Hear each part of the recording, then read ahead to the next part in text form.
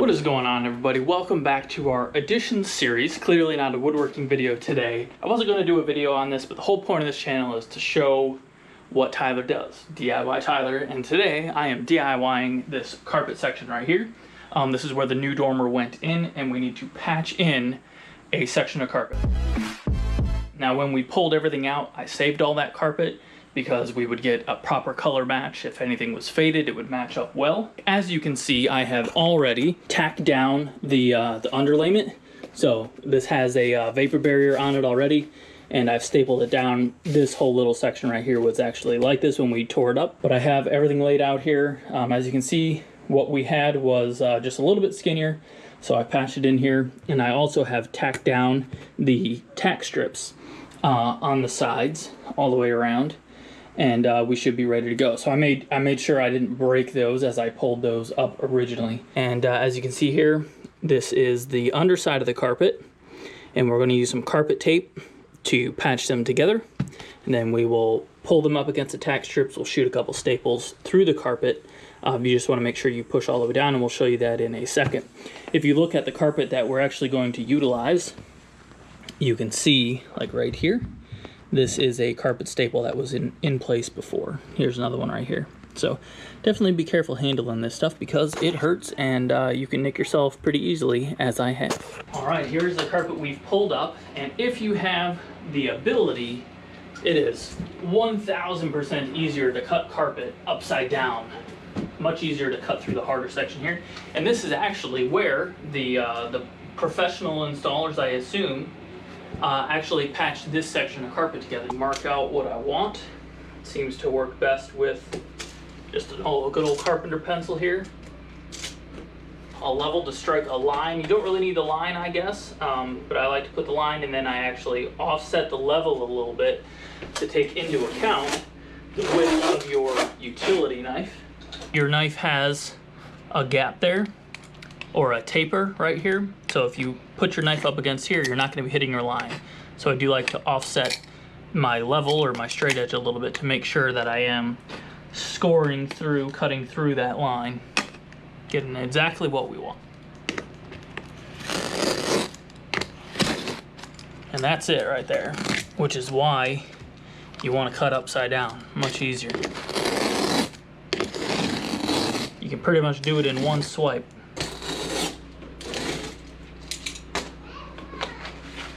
And just like that, there's our strip of carpet with a nice clean edge on the carpet backing there. And this is the carpet tape I'm going to be using. It's for carpet seaming, not to be confused with tape that they make to basically replace the tack strips there. And I got this from our small town hardware store, so I'm pretty sure you can probably find this anywhere. You got everything cut out that you need.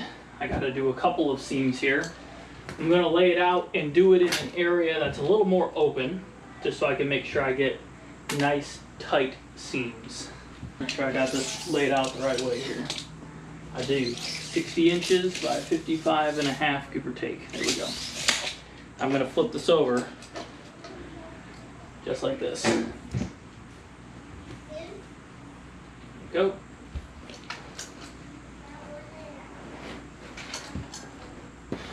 Alright, got everything where I want it. I want to make sure that we don't have any of these loose hairs, these loose carpet strands, up on top, so we get the best bond possible.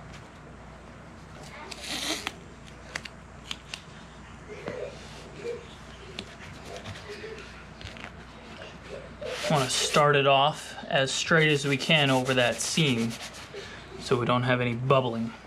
Make sure you hold it tight and just continue to roll out your carpet seam tape. Again, trying to keep any of those carpet strands, those fibers, out of the way so we get good tape to carpet backer bond.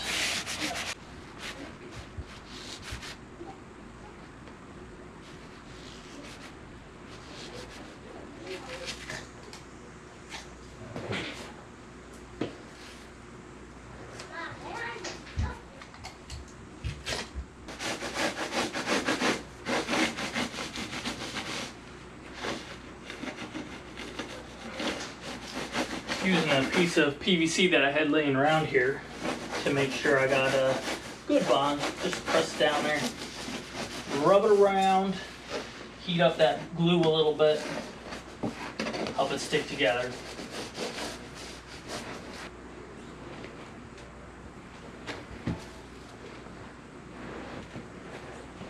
You can see this seam a little bit, but just mess up the fibers. Should hide away just well. So here's our carpet we just tacked together. We obviously need to join it in with this one, but I don't want to put any tape down until I got it in the right spot. So I'm going to lay it down and then I'll peel up both sides, put the tape down, and put it back together. That's the plan.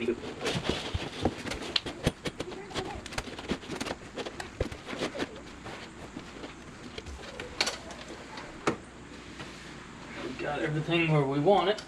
This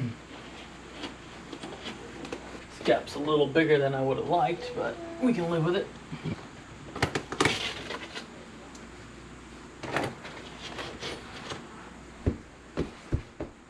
Pressing it lightly into our tack strips on the side to help hold it in place, as that's what they're designed for. I'm happy with that. I'm going to roll this one back, hold it in place. Do the same over here as best I can.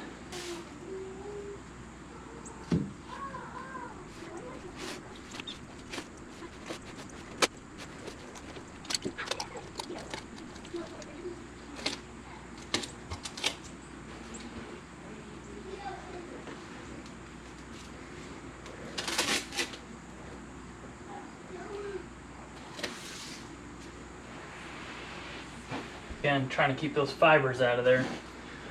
Get all of the adhesive we can. Pressing it together, making sure, try to get the harder carpet backing next to each other.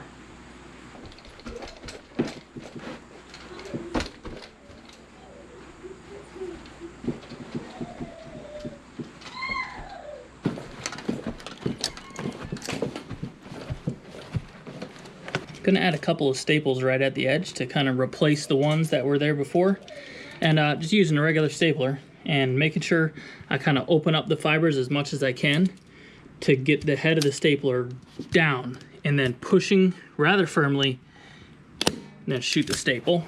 Then you can just tuck it away, and look at that. Now we're definitely not going anywhere.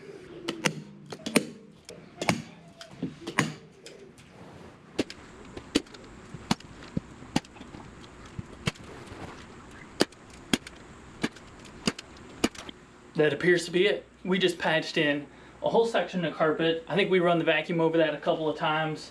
You'll never even tell. Looks pretty good. I hope this video helped some of you guys out. If it did, please hammer that thumbs up button as it helps us out and gets this video in front of more eyes. I'm DIY Tyler. We just fixed that carpet. You guys have a good one.